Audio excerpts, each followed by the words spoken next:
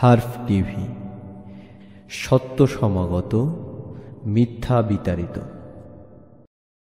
দ্বীনি ইলমকে জানতে হবে, শিখতে হবে আজ মোদের এই ধ্যান।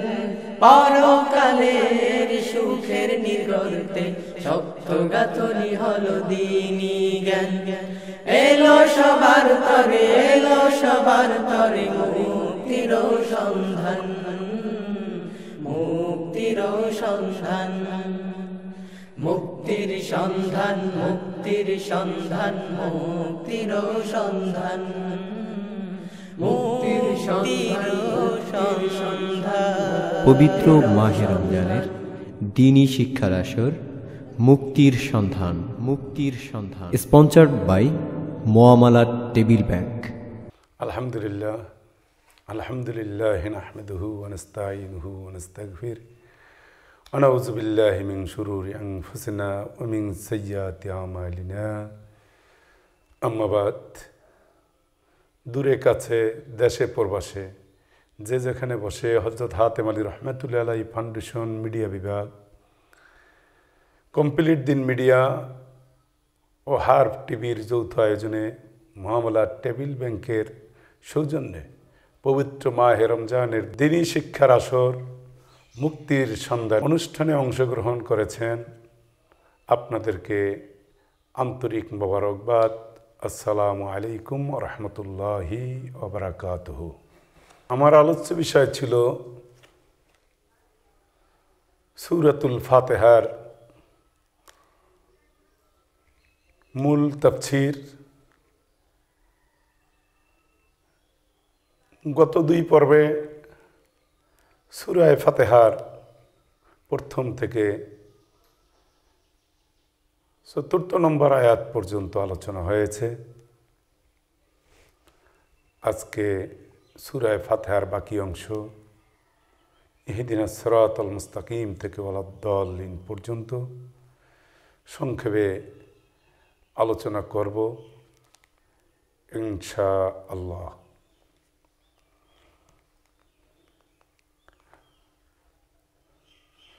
তিরিশ পারা কোরআনের মূল শিক্ষা সূরা ফাতিহার ভিতরে আছে বিধায় সূরা ফাতিহাকে উম্মুল কোরআন বলা হয়। 30 পারা কোরআনের মূল শিক্ষা 3 ধারায় বিভক্ত। আর বিশ্ব নবী মুহাম্মদুর রাসূল সাল্লাল্লাহু আলাইহি সাল্লামকে আল্লাহ রাব্বুল আলামিন এই 3 ধারা জারি কায়েমের জন্যই এই দুনিয়ার বুকে প্রেরণ করেছেন। ধারা 3টা হচ্ছে, প্রথমে হলো ঈমানের মাসালা, দ্বিতীয় হচ্ছে আত্মশুদ্ধির মাসালা তথা ইলমে কলব, ইলমে তাসাউফ যাকে বলা হয়। আর 3 নম্বর ধারাটা হচ্ছে শরীয়তে জাহেরা তথা দেহ সম্পর্কীয় মাসালা বা ফিকার মাসালা। সূরা ফাতিহার আলহামদু থেকে মালিক ইয়াউমিদ্দিন পর্যন্ত 30 পারা কোরআনের প্রথম ধারা ঈমানের শিক্ষার বর্ণনা করা হয়েছে। ইয়্যাকা না'বুদু ওয়া ইয়্যাকা নাস্তাঈন, এই আয়াতের ভিতরে কোরআনের 3 ধারার শিক্ষার দ্বিতীয় ধারা ইলমে কলব, ইলমে তাসাউফের বর্ণনা করা হয়েছে। ইহদিনাস সিরাতাল মুস্তাকিম থেকে ওয়ালাদ-দাল্লিন পর্যন্ত কোরআনের তৃতীয় ধারা শরীয়তে জাহেরা বা ফিকা, যাকে 2 ভাগে ভাগ করা হয়েছে। হাদিসের ভিতরে শরীয়তে জাহেরা ফিকার মাসালাকে 2 ভাগে ভাগ করা হয়েছে, ইবাদত, মুআমালাত। এই ইবাদত মুআমালাতের বর্ণনা করা হয়েছে। যাই হোক, এখন সূরা ফাতিহার শেষ অংশের মূল আলোচনার দিকে যাচ্ছি। আউযু বিল্লাহি মিনাশ শাইতানির রাজীম, বিসমিল্লাহির রহমানির রহিম। ইহদিনাস সিরাতাল মুস্তাকিম সিরাতাল্লাযীনা আন'আমতা আলাইহিম গায়রিল মাগদুবি আলাইহিম ওয়ালাদ-দাল্লিন। সূরা ফাতিহার শেষ অংশে ইহদিনাস সিরাতাল মুস্তাকিম আল্লাহ আমাদেরকে দোয়া করতে শিখিয়েছেন যে বান্দা তোমরা দোয়া করো ইহদিনাস সিরাতাল মুস্তাকিম, যে হে আল্লাহ তুমি আমাদেরকে সিরাতে মুস্তাকিম জান্নাতের পথে চালাও। সিরাতাল্লাযীনা আনআমতা আলাইহিম, এই সিরাতে মুস্তাকিম তথা জান্নাতের পথ, এই জান্নাতের পথে একা একা চলা যায় না। জান্নাতের পথে চলতে হলে উছিলা লাগে। আল্লাহ রাব্বুল আলামিন সিরাতাল্লাযীনা আনআমতা আলাইহিম এই আয়াতের ভিতরে শিক্ষা দিচ্ছেন যে বান্দা দোয়া করো যে আল্লাহ তুমি আমাদের ওই সমস্ত লোকদের পথে চালাও যাদেরকে যুগে যুগে তোমার তরফ থেকে নেয়ামতে ভূষিত করা হয়েছে, যারা তোমার নেয়ামত প্রাপ্ত হয়েছে ওই সমস্ত লোকদের পথে চালাও। আল্লাহর তরফ থেকে 1 নম্বর নেয়ামত প্রাপ্ত ব্যক্তিরা হচ্ছেন নবী পয়গম্বর। হযরতে আদম আলাইহিস সালাম ছিলেন সর্বপ্রথম নবী এবং বিশ্বনবী মুহাম্মদুর রাসূল সাল্লাল্লাহু আলাইহি সাল্লাম হচ্ছেন শেষ নবী। তারপর আর কোনো নবী কিয়ামত পর্যন্ত আসবে না। নবী পয়গম্বরদের পরে নেয়ামত প্রাপ্ত হচ্ছে, আল্লাহ রাসূল বলেছেন আল উলামা ওয়ারাসাতুল আম্বিয়া, হক্কানি আলেমগণই হচ্ছে নবী পয়গম্বরদের ওয়ারিস। আল্লাহ আয়াতের ভিতরে শিক্ষা দিচ্ছেন যে সিরাতে মুস্তাকিম জান্নাতের পথ যে তোমরা আমার কাছে চাচ্ছ, এই জান্নাতের পথে চলতে হলে আমার নেয়ামত প্রাপ্ত লোকদের অনুসরণ করতে হবে।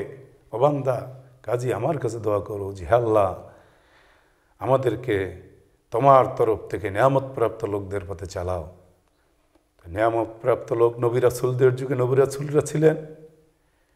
বিশ্ব নবীর পর থেকে কিয়ামত পর্যন্ত যারা হক্কানি আলেম হবে, এক কথায় হক্কানি পীর, যার উপাধি হচ্ছে নায়েবে রাসূল, যারা হবে তাদের অনুসরণ করার, তাদের পথে চলার হে আল্লাহ তৌফিক দান করো।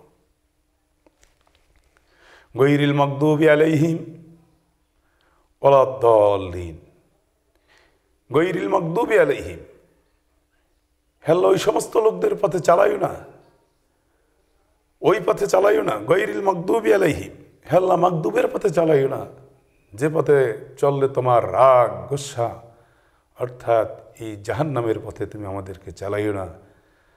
ওয়ালাদ-দাল্লিন, হে আল্লাহ তুমি আমাদেরকে দল্লিনের পথেও চালাইও না, গোমরাহির পথে চালাইও না।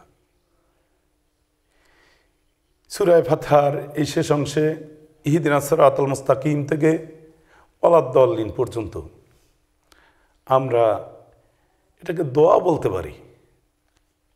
আমরা নামাজ শেষে, নামাজের ভিতরে দোয়া করি, নামাজ শেষেও এই দোয়া আল্লাহর কাছে প্রার্থনা করি। কাজী আর দেহের মাসালা শরীয়তে জাহেরাকে 2 ভাগে ভাগ করা হয়েছে। এক ভাগ হচ্ছে আল্লাহর হক, যাকে বলা হয় ইবাদত, আর এক ভাগ হলো মুআমালাত বা সৃষ্টি জগতের হক। এক বান্দার সাথে অন্য বান্দা বা আল্লাহর অন্যান্য মাখলুকাতের সাথে যে কর্ম অনুষ্ঠান রয়েছে তাকে বলা হয় মুআমালাত। তাই ইবাদতের ইহয়া উলুমুদ্দিন কিতাবের ভিতরে ইবাদত মূলের দিকে 10 প্রকার লেখা হয়েছে। এই 10 প্রকারের ভিতরে দোয়া হচ্ছে 9 নম্বর মাসআলা। ইবাদত 10 প্রকার হচ্ছে ইলম, আকাইদ, তাহরাত, নামাজ, জাকাত, রোজা, হজ, তেলাওয়াতে কোরআন, জিকির, দোয়া ও তারতিবুল আওরাত। এই আল্লাহর হক যে 10টা মূলের দিকে, এই 10টি হকের 9 নম্বরটা হচ্ছে জিকির ও দোয়া। সূরা ফাতিহার শেষ অংশে এই দোয়ারই উল্লেখ করা হয়েছে। সিরাতাল্লাযীনা আনআমতা আলাইহিম, ওই সমস্ত লোকদের পথে চালাও যারা তোমার তরফ থেকে নেয়ামত প্রাপ্ত হয়েছে। এখানে আখিরাতের ওস্তাদ গ্রহণ করার কথা, ওস্তাদ ধরে ওস্তাদের পথে চলার হুকুম দেওয়া হয়েছে। আর আখিরাতের ওস্তাদ, যাকে আমরা পীরও বলে থাকি, নায়েব রাসূলও বলে থাকি, শায়েখও বলে থাকি। মুআমালাতের 10 নম্বর মাসালা হলো পীর ও মুরিদের হক, অথবা ওস্তাদ ও ছাত্রের হক। এখানে ইবাদত মুআমালাতের 2টা মাসালার মাধ্যমে সূরা ফাতিহার শেষ অংশে এই শরিয়াতে জাহেরা তথা 30 পারা কোরআনের 3য় ধারার এলমে ফিকহ তথা জাহিরি মাসালাকে বোঝানো হয়েছে। আমরা সূরা ফাতিহার আলহামদু থেকে মালিকি ইয়াউমিদ্দিন পর্যন্ত ইমানের বর্ণনা পেলাম। ইয়াকা নাবুদু ওয়া ইয়াকা নাস্তাঈন এই আয়াতের ভিতরে আত্মশুদ্ধি তথা ইলমে কলব, ইলমে তাসাউফের বর্ণনা পেলাম। ইহদিনাস সিরাতাল মুস্তাকিম থেকে ওয়ালাদ-দাল্লিন পর্যন্ত শরিয়তে জাহেরা ফিকহের মাসালার বর্ণনা পেলাম। কাজী 30 পারা কোরআনের 3 ধারার মূল শিক্ষা এই সূরা ফাতিহার ভিতরে আছে এবং আমরা পেয়েছি। এই জন্যই সূরা ফাতিহাকে উম্মুল কোরআন বলা হয়। সূরা ফাতিহার শেষ অংশে এই দুনিয়া থেকে পরকালের দিকে 3টা রাস্তার বর্ণনা আছে। সিরাতে মুস্তাকিম, জান্নাতের পথ, গৈরিল মাগদুবি আলাইহিম ওয়ালাদ-দাল্লিন, মাগদুব এবং দল্লিন এই দুটো হচ্ছে জাহান্নামের পথ। জান্নাতের দিকে একটি রাস্তার বর্ণনা, যার নাম হচ্ছে সিরাতে মুস্তাকিম। এই সিরাতে মুস্তাকিম কাদের জন্য? যারা যুগে যুগে নবী পয়গম্বরদেরকে গ্রহণ করেছে, তাদের প্রতি ঈমান এনেছে, তাদের কাছ থেকে আসমানি কিতাবের ইলম শিক্ষা আমল করেছে, তাদের জন্যই হচ্ছে সিরাতে মুস্তাকিম। বিশ্বনবী মুহাম্মদুর রাসূল সাল্লাল্লাহু আলাইহি সাল্লাম যখন হেরা গুহায় ধ্যানে মগ্ন, তার কাছে যখন প্রথম ওহী নিয়ে আসা হলো, হযরতে জিবরাইল আলাইহিস সালাম তার কাছে যখন প্রথমে ওহী নিয়ে আসলেন, ওহী প্রাপ্ত হলেন, কলেমা পেলেন, কলেমার দাওয়াত দেওয়ার যখন হুকুম পেলেন, বিশ্বনবী হেরা গুহা থেকে নেমে চিন্তা করতেছেন যে আমি এই দাওয়াত কার কাছে প্রথম পৌঁছব। আমার জাতি তথা কুফারে কুরাইশরা 360টা খোদার পূজা করে, 360 মূর্তির পূজারী। যখনই আমি ঘোষণা দেব লা ইলাহা ইল্লাল্লাহ, নাই কোনো মাবুদ এক আল্লাহ ছাড়া, মুহাম্মাদুর রাসূলুল্লাহ, মুহাম্মদ সাল্লাল্লাহু আলাইহি ওয়াসাল্লাম আল্লাহর রাসূল, এই ঘোষণা দেওয়ার সাথে সাথে তাদের 360 মূর্তি যখন বাদ হয়ে যাবে, দেবতা বাদ হয়ে যাবে, তারা আমার কথা তো মানতে চাবে না। আমি এমন একজন লোককে প্রথম দাওয়াত দিতে চাই যে আমার কথাটা মানবে, বুঝবে, একান্ত না মানলো আমার উপরে চড়াও হবে না। আল্লাহর রাসূলের কিতাবের ভিতরে আসছে, তার মনে পড়ে গেল যে আমার ছোটবেলার বন্ধু আবু বকর মক্কার ভিতরে সবচেয়ে নিরীহ ভদ্র মানুষ, জ্ঞানী মানুষ, তাকেই আমার প্রথম দাওয়াত দিতে হবে। আল্লাহ রাসূল হেরা গুহা থেকে রওনা করলেন হযরত আবু বকর সিদ্দিক রাদিয়াল্লাহু আনহুকে খোঁজার জন্য। এদিকে হযরত আবু বকর সিদ্দিক রাদিয়াল্লাহু আনহু কিতাবের ভিতরে আসছে তিনি সিরিয়ায় গমন করতেছেন। হযরত আবু বকর সিদ্দিক রাদিয়াল্লাহু আনহু বাণিজ্যের জন্য সিরিয়ায় যাচ্ছেন। প্রতিমধ্যে তারও জীবনে একটি ঘটনা ঘটে গেল। কিতাবের ভিতরে আসছে যে তার হাজতের ব্যাগ হলো, প্রচ্ছাবের ব্যাগ হলো, মরুভূমির ভিতরে সমতল জায়গা।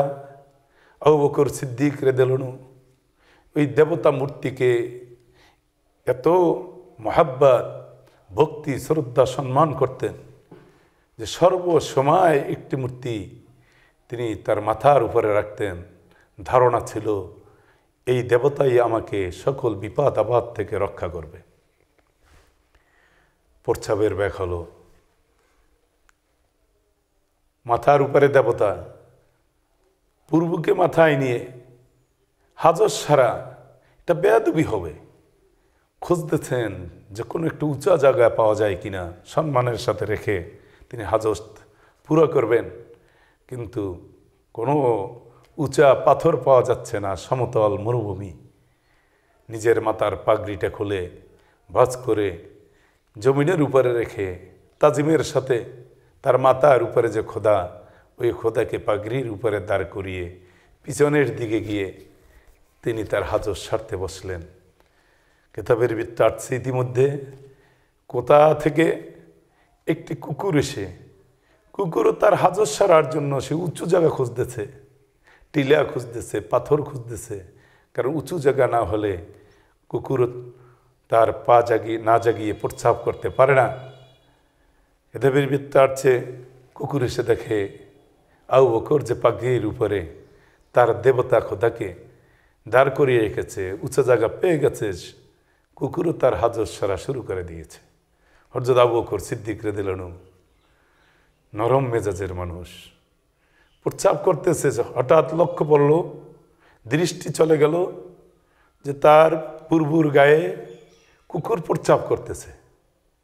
নিজে উঠে আসবে এভাবেও কোনো কায়দা তার কাছে নেই, কারণ প্রস্রাবের বেগ পুরো উদ্যমে চলছে, উঠে আসলে কাপড় নষ্ট হয়ে যাবে। ওখানে বসি কুকুর খেদানোর চেষ্টা করলেন, কিন্তু কুকুর তো সরে না, কুকুরেরও ভীষণ বেগ। এক পর্যায়ে আবু বকর সিদ্দিক রাদিয়াল্লাহু আনহুর প্রস্রাব শেষ হলো, এদিকে কুকুরেরও হাজত সারা প্রস্রাব করা শেষ হয়ে গেল। আবু বকর সিদ্দিক রাদিয়াল্লাহু আনহুর রাগ উঠে গেল। কেতাবের বৃত্তার্থে তিনি তরবারি বাহির করে কুকুরের পিছে ধাওয়া করলেন যে আমার পূর্বর গায়ে প্রস্রাব করেছ, তোকে আমি এই দুনিয়ার বুকে জীবিত রাখবো না। তরবারি নিয়ে কুকুরের পিছে ধাওয়া করলেন। আল্লাহর কি হুকুম, মরুভূমির ভিতরে মাইলকে মাইল জায়গা কুকুরকে ধরার জন্য, কতল করার জন্য তিনি দৌড়ে এলেন, কিন্তু কুকুর ধরতে পারলেন না। রাগ আরও বেড়ে গেল। চিন্তা করলেন খোদার কাছে যে দেখি, এসে তার খোদার কাছে, এই মূর্তি খোদার কাছে যখন আসছে, এসে দেখতেছে হায় রে হায়, খোদার মাথা থেকে পা পর্যন্ত কুকুরের প্রস্রাবে ভিজে গেছে। এমনকি নিজের মাথার পাগড়িটা ভাঁজ করে যে রেখেছিল, পাগড়িটাও বেঁচে গেছে। রাগ গোস্সা হয়ে যে তোমাকে আমি মাথায় মাথায় টানি, আমার মাথার উপরে রাখি, সর্বদা সঙ্গে রাখি, কষ্ট হলো, কারণ তুমি আমাকে বিপদ থেকে রক্ষা করবে। কিন্তু তুমি কি আমাকে বিপদ থেকে রক্ষা করবে? তুমি তো তোমাকে নিজেকেই বিপদ থেকে রক্ষা করতে পারলে না, তুমি কেমন খোদা? এই বলে এক পর্যায়ে তিনি তার ওই দেবতা মূর্তিকে ভেঙ্গে চুরমার করে দিলেন। চুরমার হওয়ার পরে তাকিয়ে চতুর্দিকে দেখতেছে কেউ দেখছে কিনা, দেখে মরুভূমির ভিতরে কোনো লোক নেই। মনে মনে চিন্তা করতেছেন প্রথমে তো বেঁচে গেলাম, কারণ কেউ দেখে ফেললে আবু জাহেল, আবুল আহাব, উতবা, সাইবা, মক্কার কুফফারে কুরাইশদের কাছে বললে আমার হাত পা তো আমার শরীরের সাথে রাখতো না, এবং খোদার সাথে বেয়াদবি করেছি। যাই হোক, যা করেছি তো করেছি, কিন্তু পরক্ষণে আমার আবার ক্ষতি হয়ে যায় কিনা, আমি খোদার সাথে এত বড় বেয়াদবি করলাম, কার কাছে এই কথাটা বলা যায়? তিনিও চিন্তা করলেন আমার ছোটবেলার বন্ধু আবদুল্লাহর পুত্র মুহাম্মদ হেরা গুহায় সর্বদা ধ্যানে মগ্ন থাকে, আমি আমার বন্ধু মুহাম্মাদের কাছে গিয়ে এ ঘটনা খুলে বলবো, সে আমাকে একটা সুন্দর ব্যাখ্যা বিশ্লেষণ দিতে পারবে। তিনি রওনা করলেন হেরা গুহার দিকে।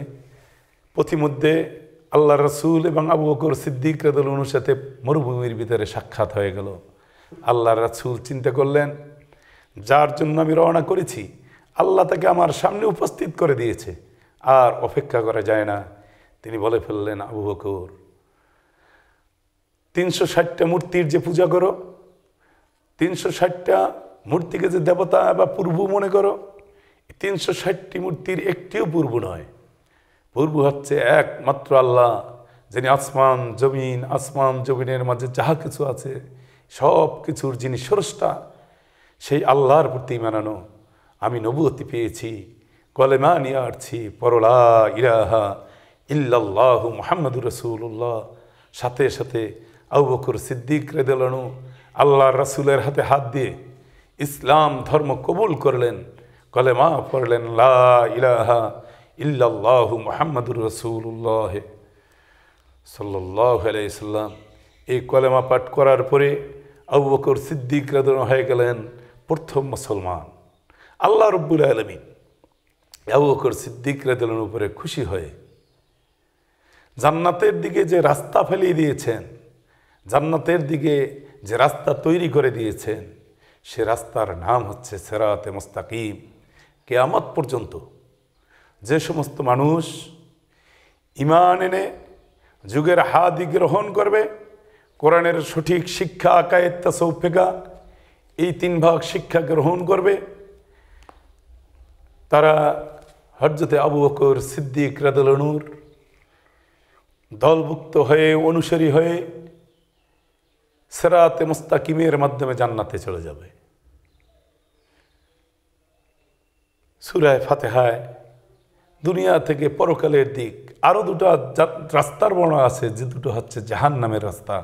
একটি হলো মাগদুব, যে পথে চললে আল্লাহর রাগ, গোসা, বিশ্বনবীকে না মানার পরে কাফেরদের উপরে আল্লাহ রাব্বুল আলামিন রাগ, গোসা হয়ে জাহান্নামের দিক যে রাস্তা ফেলিয়ে দিয়েছিলেন। যুগের হাদি না মানলে ঈমান নিয়ে মৃত্যুবরণ করা যায় না। কিতাবের ভিতরে আছে আবু জাহেল বিশ্বনবীকে ভালো করেই জানতো, চিনতো যে বিশ্বনবী সত্য নবী, ইসলামই একমাত্র ধর্ম, কিন্তু নিজের আত্মার ভিতরে কুরপু থাকার কারণে, অহংকার থাকার কারণে বিশ্বনবীকে মানতে পারে না। বহু প্রমাণ পেয়েছিল যে বিশ্বনবী সত্য নবী। একদিন কিতাবের ভিতরে আসছে যে আবু জাহেল রাস্তা দিয়ে হেঁটে আসতেছে, অপর দিক থেকে বিশ্বনবী হেঁটে যাচ্ছে। সামনাসামনি হওয়ার সাথে সাথেই আবু জাহেল বলতেছে, মুহাম্মদ, আমার মুঠের ভিতরে কি আছে তুমি যদি বলতে পারো তাহলে তোমার কলেমা পড়েই আমি মুসলমান হয়ে যাব। আল্লাহর রাসূল চিন্তা করতেছেন যে আমার চাচার মুঠের ভিতরে কি আছে আমি তো জানি না। আল্লাহ রাব্বুল আলামিন হযরত জিবরাইল আলাইহিস সালামকে পাঠিয়ে দিলেন, জিবরাইল চলে যাও, আমার বন্ধু মুহাম্মদকে গিয়ে বলো তার চাচা আবু জাহেলের মুঠের ভিতরে একটি পাথরের টুকরো আছে, কিন্তু সে যেন না বলে, আমার বন্ধু যেন তার চাচাকে একটি প্রস্তাব দেয় যে চাচা যান, আপনার মুঠের ভিতরে যে জিনিসটা আছে আমি বলার চেয়ে মুঠের ভিতর থেকে ওই জিনিস যদি এক আল্লাহর কলেমার ঘোষণা দেয়, আমি মুহাম্মদ রাসূলের কলেমার ঘোষণা দেয়, তাহলে আপনি কলেমা পাঠ করে ঈমান আনবেন কিনা। জিবরাইল সালাম বলার সাথে সাথে আল্লাহর রাসূল প্রস্তাব দিলেন। আবু জাহেল চিন্তা করলো যে মুঠের ভিতরে যা আছে অনেক সময় এমনিতেই বলে ফেললে হয়ে যায়, কিন্তু আমার মুঠের ভিতরে যে জিনিসটা আছে তা কোনোদিন কথা বলেও নাই আর বলবও না। বলে ঠিক আছে মুহাম্মদ, আমার মুঠের ভিতরে যে জিনিস আছে এটা যদি এক আল্লাহ এবং তুমি মুহাম্মদ রাসূলের কলেমার ঘোষণা দেয়, তাহলে আমি আবু জাহেল একা নয়, মক্কার সমস্ত কুরাইশদেরকে নিয়ে আমি তোমার কলেমা পাঠ করে মুসলমান হয়ে যাব। কিতাবের ভিতরে আসছে সাথে সাথে আল্লাহ রাব্বুল আলামিন আবু জাহেলের মুঠের ভিতরে ওই পাথরের টুকরার জবান খুলে দিয়েছে। পাথরের টুকরা মানুষের মতো চিৎকার দিয়ে জোরে জোরে বলতেছে, লা ইলাহা ইল্লাল্লাহু মুহাম্মাদুর রাসূলুল্লাহ, আশহাদু আল্লা ইলাহা ইল্লাল্লাহু ওয়াহদাহু লা শারীকা লাহু ওয়া আশহাদু আন্না মুহাম্মাদান আবদুহু ওয়া রাসূলুহু। কলেমার ঘোষণা দিচ্ছে। আবু জাহেল ঈমান আনবে তো দূরের কথা, কিতাবের ভিতরে আসছে পাথরের টুকরাটা দূরে নিক্ষেপ করে দিয়ে মক্কার অলিগলিতে দৌড়াইতেছে আর ডেকে ডেকে বলতেছে, ও মক্কাবাসীরা দেখে যাও, দেখে যাও, আব্দুল্লাহর পুত্র মুহাম্মদ কত বড় জাদুকর, আমার মুঠের ভিতরে পাথরের গায়ে জাদু লেগে দিয়েছে, নাউজুবিল্লাহ। আল্লাহর রাসূল কোনো জাদুকর ছিলেন না। আবু জাহেল বুঝেও রাসূল যে সত্য নবী বোঝার পরেও ঘাড় মরে রয়েছে, বিরোধিতা করেছে আত্মার কুরিপুর কারণে, অহংকারের কারণে, যে এতিম মুহাম্মাদের কাছে মাথা নত করা যায় না।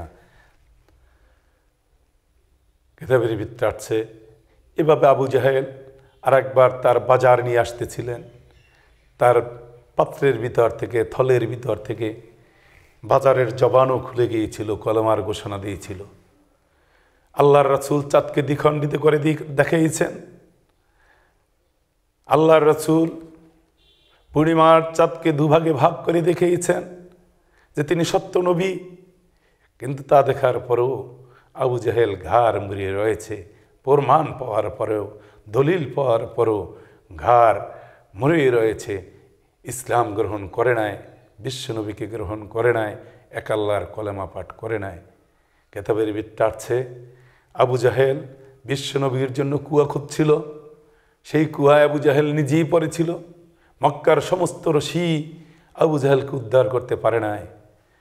বিশ্বনবী শেষ পর্যন্ত বিশ্বনবীর দ্বারস্থ হওয়ার পরে আল্লাহর নবী তার হাত বাড়িয়ে দিয়ে, বিসমিল্লাহ বলে হাত বাড়িয়ে দিয়ে আবু জাহেলকে উপরে তুলে দিয়েছিলেন।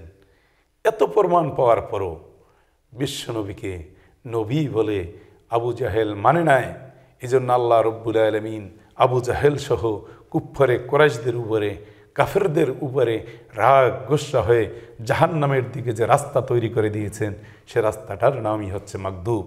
কিয়ামত পর্যন্ত যে সমস্ত মানুষ নবীর যুগে নবীর অবর্তমানে কিয়ামত পর্যন্ত আল উলামা ওয়ারাসাতুল আম্বিয়া, হক্কানি আলেম, হক্কানি পীর, নায়েব রাসূল গ্রহণ করবে না, দলিল পাওয়ার পরেও পরিপূর্ণ দিন, আকাইদ, তাসাউফ, ফিকহ, 3 ভাগ দিন শিক্ষা গ্রহণ করবে না, অস্বীকার করবে, মরার সময় বেঈমান হয়ে মরে আবু জাহেলের দলভুক্ত হয়ে, কুফফারে কুরাইশদের দলভুক্ত হয়ে এই মাগদুব রাস্তার মাধ্যমে জাহান্নামে চলে যাবে।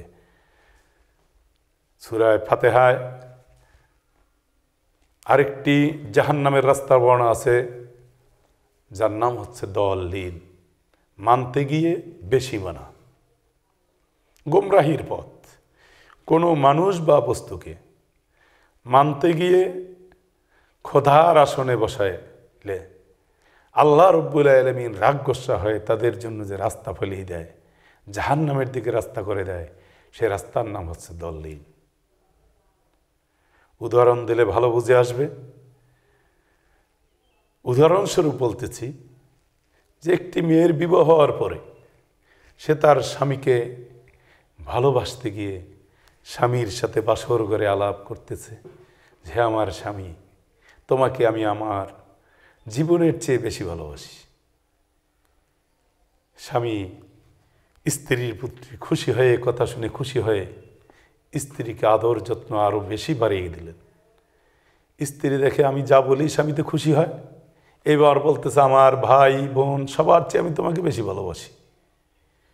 স্বামী আরও খুশি হয়েছে, আবার বলতেছে স্বামী গো আমি আমার মা বাবার চেয়ে তোমাকে বেশি ভালোবাসি। স্বামী আরও খুশি হয়ে গেছে। এক পর্যায়ে চিন্তা করলো যে স্বামী যখন আমার উপরে এতই খুশি হচ্ছে, তাহলে আমি আরও একটা কথা স্বামীকে বলে ফেলি।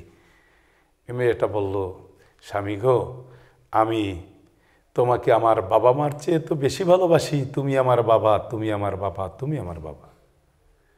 নাউজুবিল্লাহ। স্বামীকে ভালোবাসতে গিয়ে বেশি ভালোবাসার তাড়নায় স্বামীকে বাবা বলে ফেলেছে। স্ত্রীর সাথে স্বামীর সম্পর্ক শেষ হয়ে গেল। এইভাবে দুনিয়াতে কোনো বস্তুকে বা কোনো মানুষকে মানতে গিয়ে খোদার আসনে বসাইলে, মানতে গিয়ে কেতাবের উপর দিয়ে স্থান দিলে তাদের জন্য জাহান্নামের দিক যে রাস্তা, সে রাস্তাটারই বর্ণনা সূরা ফাতিহার শেষ অংশে দেওয়া, দলিন। আমরা আল্লাহর কাছে দোয়া করি আল্লাহ দলিনের পথে চালাইও না। কোনো পীরকে মানতে গিয়ে যদি পায়ে সিজদা দেওয়া হয়, কোনো বস্তু, গাছপালা, গ্রহ নক্ষত্রকে যদি মানতে গিয়ে সিজদা দেওয়া হয়, খোদার আসনে বসানো হয়, তাহলে তাদের উপরে এই গুমরাহির কারণে আল্লাহ রাগ গুসা হয়ে জাহান্নামের দিক যে রাস্তা ফেলিয়ে দেয়, সে রাস্তাটার নাম হচ্ছে দলিল। সূরা ফাতিহার এই শেষ অংশে 3টা রাস্তার বর্ণনা। প্রথমটা সিরাতে মুস্তাকিম। সিরাতে মুস্তাকিম হচ্ছে জান্নাতের পথ। নবীর যুগে নবী, নবীর অবর্তমানে কিয়ামত পর্যন্ত হাদি বা নায়েব রাসূল অথবা হক্কানি পীর আল উলামা ওয়ারাসাতুল আম্বিয়া যাকে বলা হয়। কারণ আল্লাহ রাব্বুল আলামিন হযরত আদম আলাইহিস সালামকে জান্নাত থেকে যখন দুনিয়াতে নামিয়ে দিয়েছিলেন, আদম আলাইহিস সালামকে আল্লাহ বলছিলেন, ফাইম্মা ইয়াতিয়ান্নাকুম মিন্নি হুদান ফামান তাবিআ হুদায়া ফালা খাউফুন আলাইহিম ওয়ালা হুম ইয়াহজানুন। যে আদম, তোমার সন্তানদের কাছে কিয়ামত পর্যন্ত হেদায়েত নিয়ে হাদি যাবে। যারা হাদিদের কাছ থেকে এই হেদায়েত গ্রহণ করবে তাদের জন্য কোনো ভয় নাই, তাদের জন্য চিন্তা নাই, তাদেরকে শয়তান ওয়াসওয়াসা দিতে পারবে না, ময়দানে হাসরেও তাদের চিন্তাগ্রস্ততা হবে না। তা কিয়ামত পর্যন্ত আদম সন্তানদের কাছে হেদায়েত নিয়ে হাদি আসবে, কিন্তু হাদির ভিতরে ভাগ আছে। প্রথম দরজার হাদি হচ্ছে নবী পয়গম্বর, বিশ্ব নবী হলেন শেষ নবী, তারপরে আর কোনো নবী হবে না। আল্লাহ রাসূল বলেছেন, আনা খাতামুন নবিয়্যিন, আমি হলাম শেষ নবী, বিশ্ব নবীর পরে আর কোনো নবী হবে না। কাজী বর্তমান বিশ্বে একদল লোক গোলাম মোহাম্মদ কাদিয়ানীকে নবী বলে থাকে।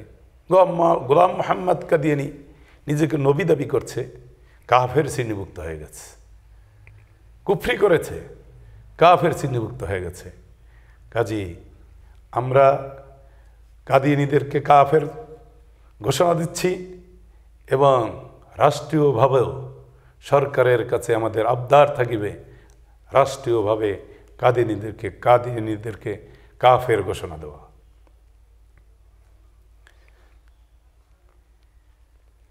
কিয়ামত পর্যন্ত আর কোনো নবী হবে না, কিন্তু নবীর শিক্ষা, আখিরাতের শিক্ষা, এই কোরআনের শিক্ষা ওস্তাদ ছাড়া হবে না। এই জন্যই আল্লাহ জানিয়ে দিয়েছেন যে হেদায়েত নিয়ে হাদি থাকবে, অর্থাৎ কিয়ামত পর্যন্ত নবীর ওয়ারিস থাকবে, হক্কানি আলেম পীর মাশায়েখ নায়েব রাসূলগণ থাকবে, তাদের অনুসরণ করতে হবে। আল্লাহ আমাদেরকে হক্কানি হাদি গ্রহণ করার, তাদের কাছ থেকে পরিপূর্ণ দিন আকাইদ তাসাউফ ফিকহ এই 3 ভাগ শিক্ষা আমলের তৌফিক দান করুক। সবাই বলে আমিন। সূরা ফাতিহার মূল শিক্ষা, 30 পারা কোরআনের মূল শিক্ষা, 104খানা আসমানি কিতাবের মূল শিক্ষা আকাইদ তাসাউফ ফিকহ। আল্লাহ রাব্বুল আলামিন এই 3 ধারার শিক্ষা ওস্তাদ গ্রহণ করে আমাদেরকে শিক্ষা আমলের তৌফিক দান করুক। সবাই বলে আমিন। ওয়া আখির দাওয়ানা আনিল হামদুলিল্লাহি রাব্বিল আলামিন। আসসালামু আলাইকুম ওয়া রাহমাতুল্লাহ। ইফতারির সময় ঘনিয়ে আসছে, আসুন আমরা মহান রব্বুল আলামিনের দরবারে বিশ্ব মুসলিমের জন্য, বিশ্ববাসীদের জন্য, বিশ্বের বর্তমান পরিস্থিতি করোনা ভাইরাস থেকে মুক্তির জন্য আল্লাহর কাছে ফরিয়াদ করি। আল্লাহুম্মা আমিন। ربنا ظلمنا أنفسنا وإن لم تغفر لنا وترحمنا لنكونن من الخاسرين. ربنا فاغفر لنا ذنوبنا وكفر عنا سيئاتنا وتوفنا مع الأبرار. رب ارحمهما كما ربياني صغيرا. رب ارحمهما كما ربياني صغيرا. রব্বুল আলামিন, তুমি আমাদের পিতামাতার উপর এমনভাবে দয়া করো যেমনিভাবে তারা আমাদেরকে শিশু অবস্থায় লালন পালন করেছে। রব্বুল আলামিন, এই পবিত্র মাহে রমজানের দিনে রব্বুল আলামিন রোজা রেখে তোমার কোরআনের মা উম্মুল কোরআন বলা হয় সূরা ফাতিহার আলোচনা হলো, সংক্ষিপ্ত আলোচনা হলো। আল্লাহ এই আলোচনা করার মাধ্যমে, শোনার মাধ্যমে রব্বুল আলামিন আমাদের রোজা রাখার মাধ্যমে, আমাদের রোজা রাখার মাধ্যমে ইবাদত বন্দেগী নামাজ রোজা করার মাধ্যমে যে সব আমাদের জন্য নির্ধারণ করা হয়েছে, সমস্ত সওয়াবের হাদিয়া খাস করে বিশ্বনবী মুহাম্মদুর রাসূল সাল্লাল্লাহু আলাইহি সাল্লামের রহম মুবারক বখশিশ করে দিলাম। খাস করে আর সব হযরত আদম আলাইহিস সালাম থেকে আখিরি নবী মুহাম্মদুর রাসূল সাল্লাল্লাহু আলাইহি সাল্লাম পর্যন্ত যে নবী পয়গম্বরগণ গুজরে গিয়েছেন সকলের উপর খাস করে বখশিশ করে দিলাম।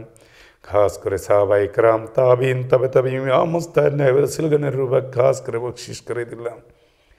খাস করে রব্বুল আলামিন আমরা যারা হাত তুলেছি আমাদের প্রত্যেকের আবাস দাতা আত্মীয় স্বজন যারাই কবরে শাহিদ, আল্লাহ তাদের উপর খাস করে বখশিশ করে দিলাম। খাস করে যার মাধ্যমে আমরা পরিপূর্ণ দিন শিখেছি, যার উসিলায় শিখেছি, মরহুম মুজাদ্দেদে আজম এবং মরহুম নায়েব রাসূল দুদালি রহমাতুল্লাহর উপর খাস করে বকশিস করে দিলাম। আল্লাহ তাদের রুহানি দোয়া ফয়েজ আমাদের প্রত্যেকের নসিবে এনায়েত করো রব্বুল আলামিন। সকলে হাতগুলিকে তুমি কবুল করে নাও আল্লাহ, আমাদের রোজাকে তুমি কবুল করে নাও, আমাদের আলোচনাকে আল্লাহ তুমি কবুল করে নাও। এই আলোচনার শিক্ষা আল্লাহ প্রত্যেককে গ্রহণ করার তৌফিক দান করো রব্বুল আলামিন।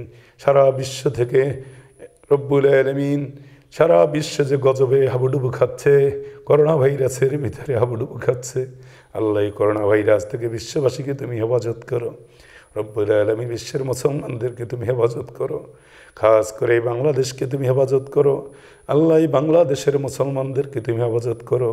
আমরা যারা হাত তুলেছি আল্লাহ, আমাদের ভাই বোন আত্মীয় স্বজন আহাল পরিজন যে যেখানে আছে আল্লাহ, প্রত্যেককে তুমি হেফাজত করো আল্লাহ। সবাইকে তোমার হাতে সুপর্দ করে দিলাম আল্লাহ। আমাদের ভাই বোনদের ভিতর থেকে যারা প্রবাসী আছে আল্লাহ, বিভিন্ন দেশে বসবাস করে আল্লাহ, তাদেরকে তোমার হাতে সুপর্দ করে দিলাম। তাদের আহাল পরিজন সহ আল্লাহ, তাদেরকে তুমি হেফাজত করো। করোনা ভাইরাস থেকে আল্লাহ তাদেরকে হেফাজত করো।